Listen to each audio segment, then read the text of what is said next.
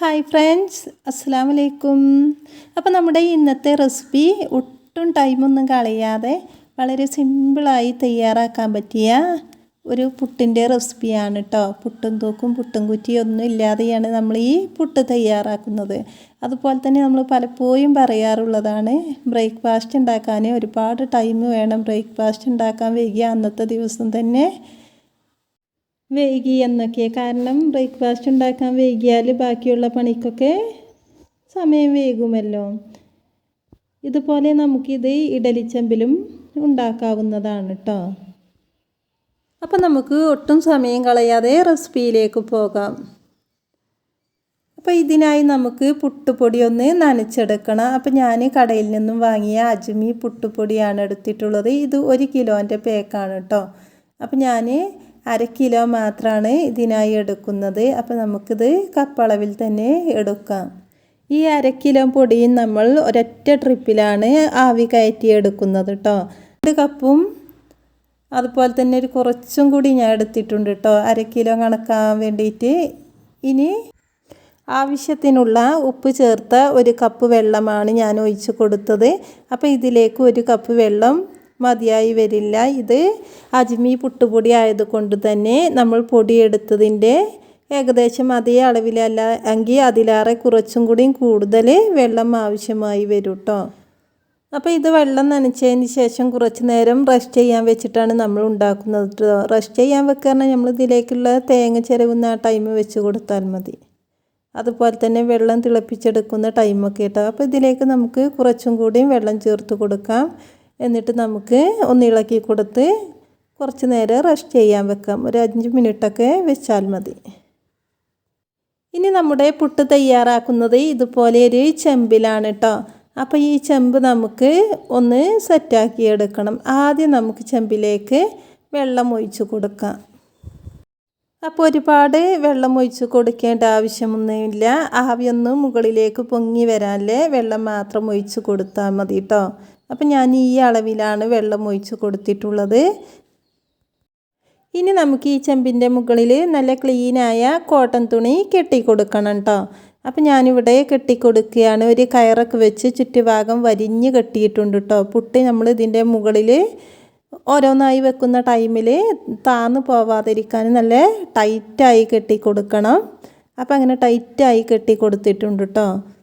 നമ്മൾ ഈ തൊടുന്ന ടൈമിലൊന്നും താന്ന് പോവരുത്. ഇനി നമുക്ക് വെള്ളം തിളപ്പിക്കാനായിട്ട് സ്റ്റൗവിലേക്ക് വെക്കാം. അപ്പോൾ വെള്ളം തിളച്ച് ആവി മുകളിലേക്ക് പൊങ്ങി വരുന്ന ടൈമിലാണ് കേട്ടോ നമ്മൾ ഇതിലേക്ക് പുട്ട് വെച്ച് കൊടുക്കേണ്ടത്. അപ്പോൾ നമ്മൾ പുട്ടും പൊടി ഇവിടെ റെഡി ആയിട്ടുണ്ട് കേട്ടോ. ഇപ്പോൾ നല്ല ഡ്രൈ ആയി വന്നിട്ടുണ്ട്. അപ്പോൾ ഒരിത്തിരി വെള്ളം കൂടി വേണമെങ്കിൽ ഇതിലേക്ക് തെളിച്ച് കൊടുക്കാം കേട്ടോ നമ്മൾ. പിന്നെ ഇതിലേക്ക് തേങ്ങയും അതുപോലെ ഒരു ചിരട്ടയുമാണ് നമുക്കിതിനാവശ്യമുള്ളത് കേട്ടോ. നമ്മൾ സാധാ പുട്ടിന് ചെയ്യുന്നത് പോലെ ചിരട്ടയിലേക്ക് ആദ്യം തേങ്ങയിട്ട് കൊടുക്കാം. പിന്നെ നമ്മൾ പൊടിയിട്ട് കൊടുക്കാം കേട്ടോ. തേങ്ങയില്ലാതെയും നമുക്ക് ഈ പുട്ട് ചുട്ടെടുക്കാവുന്നതാണ് കേട്ടോ. അപ്പോൾ നമ്മൾ പുട്ട് ചിരട്ടയിൽ നിറച്ചതിന് ശേഷം നമ്മൾ നല്ലപോലെ പ്രസ് ചെയ്ത് കൊടുക്കാം കേട്ടോ. ഇല്ലെങ്കിൽ പൊടിഞ്ഞു പോകും കേട്ടോ. അപ്പോൾ നല്ലപോലെ പ്രസ് ചെയ്തതിന് ശേഷം ഞാൻ കുറച്ചും കൂടിയും തേങ്ങ അടിയിൽ ഇട്ട് കൊടുക്കുകയാണ്. എന്നിട്ടും കൈകൊണ്ട് ഇതുപോലെ ഒന്ന് പ്രസ് ചെയ്ത് കൊടുക്കാം.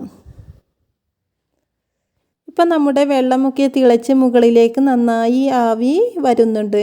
ഈ ടൈമിൽ നമുക്കിതിൻ്റെ മുകളിലേക്ക് ഇതുപോലെ ഒരു കോട്ടൺ തുണിയും കൂടെ വെച്ച് കൊടുക്കാം. അപ്പോൾ ഇങ്ങനെ തുണി വെച്ച് കൊടുത്താൽ നമുക്കിത് എടുക്കാൻ എളുപ്പത്തിന് വേണ്ടിയിട്ടാണ് കേട്ടോ. ഈ തുണിയായിട്ട് പൊന്തിച്ച് എടുത്താൽ മതിയല്ലോ. അപ്പോൾ ഇനി നമ്മൾ ഓരോ ചിരട്ടയിലും ഇതുപോലെ പുട്ട് വെച്ച് കൊടുക്കാം കേട്ടോ. അപ്പോൾ ഒട്ടും പൊട്ടാതെ തന്നെ നമുക്ക് പെട്ടെന്ന് ചിരട്ട ഇതിൽ നിന്നും മാറ്റാൻ കഴിയും. അപ്പോൾ നമുക്ക് അടുത്തതൊക്കെ ഇതുപോലെ തന്നെ ചെയ്തെടുക്കാം. അപ്പോൾ ഈ പുട്ടുണ്ടാക്കുന്ന ടൈമിൽ നമ്മൾ ശ്രദ്ധിക്കേണ്ടത് കുറച്ച് കുഴിയിലെ ചിരട്ട എടുക്കുക. അതുപോലെ തന്നെ പുട്ടുപൊടി ഇട്ടതിന് ശേഷം നല്ലോണം പ്രസ് ചെയ്ത് കൊടുക്കാം കേട്ടോ. അപ്പോൾ ഇത്രയും ശ്രദ്ധിച്ചാൽ നമുക്ക് ഇതുപോലെ നല്ല പെർഫെക്റ്റായി പുട്ട് കിട്ടും. ഇതുപോലെ നമുക്കിത് ഗ്ലാസ് ഉപയോഗിച്ചും ചെയ്യാം കേട്ടോ. ചിരട്ടയ്ക്ക് പകരം ഗ്ലാസ് എടുത്താൽ മതി. അതുപോലെ തന്നെ നമുക്കിത് ഇഡലിച്ചെമ്പിലും ചെയ്തെടുക്കാവുന്നതാണ്. അതുപോലെ തന്നെ നമുക്ക് എത്ര പുട്ടാണോ ഉണ്ടാക്കേണ്ടത് അത്ര വലുപ്പമുള്ള പാത്രം വെച്ച് കൊടുത്താൽ മതി കേട്ടോ. അപ്പോൾ ഒരു ടൈമിൽ തന്നെ നമുക്ക് കുറേ ഉണ്ടാക്കിയെടുക്കാവുന്നതാണ്. അപ്പോൾ ഇതുപോലെ നമ്മൾ ആദ്യം തേങ്ങ ഇട്ട് കൊടുക്കാതെ വെറും പൊടി ഇട്ടുകൊണ്ടുള്ളതും ഉണ്ടാക്കാം കേട്ടോ. അപ്പോൾ അങ്ങനെ ചിരട്ടയിൽ നിന്നും ചാടാൻ കുറച്ച് താമസമുണ്ടെങ്കിൽ ഒന്ന് ചിരട്ടയിൽ തട്ടിക്കൊടുത്താൽ മതി.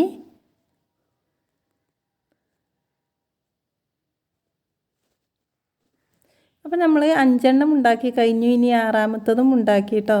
ഇനി നമുക്ക് കുറച്ചും കൂടി പൊടി മാത്രമുള്ളൂ ബാക്കി ഒരു പുട്ടും കൂടി ഉണ്ടാക്കാനുള്ളത്. അപ്പോൾ 1/2 കിലോ പുട്ടുപൊടി കൊണ്ട് നമ്മൾ ഒരൊറ്റ ട്രിപ്പിൽ തന്നെ മുഴുവനായിട്ടും ഇതിലേക്ക് വെച്ച് കൊടുത്തിട്ടുണ്ട് കേട്ടോ. അപ്പോൾ നമുക്ക് 7 ചിരട്ടപ്പുട്ടാണ് കിട്ടിയിട്ടുള്ളത്.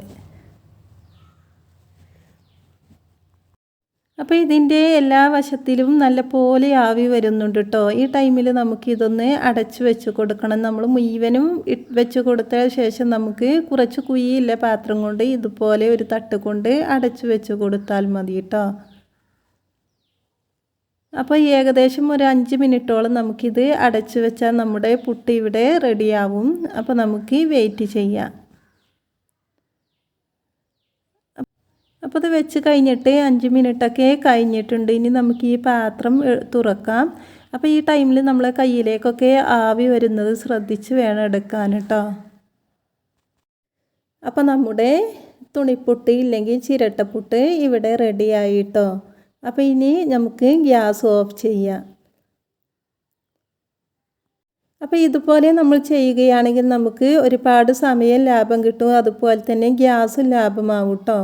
അപ്പോൾ ഇനി ചൂടാറിയതിന് ശേഷം നമുക്ക് ഇതിൽ നിന്നും മാറ്റിയാൽ മതി. കാരണം ഒരൊറ്റ ട്രിപ്പല്ലേ നമ്മൾ ചെയ്യുന്നത്, അതുകൊണ്ട് നമുക്ക് ധൃതിയിൽ മാറ്റേണ്ട കാര്യമൊന്നുമില്ല.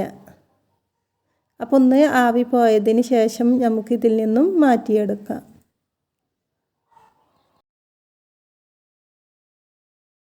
അപ്പോൾ നമ്മുടെ നല്ല സോഫ്റ്റ് പുട്ട് ഇവിടെ റെഡി ആയിട്ടുണ്ട്. ഇനി നമുക്കിതൊരു പാത്രത്തിലേക്ക് മാറ്റാം.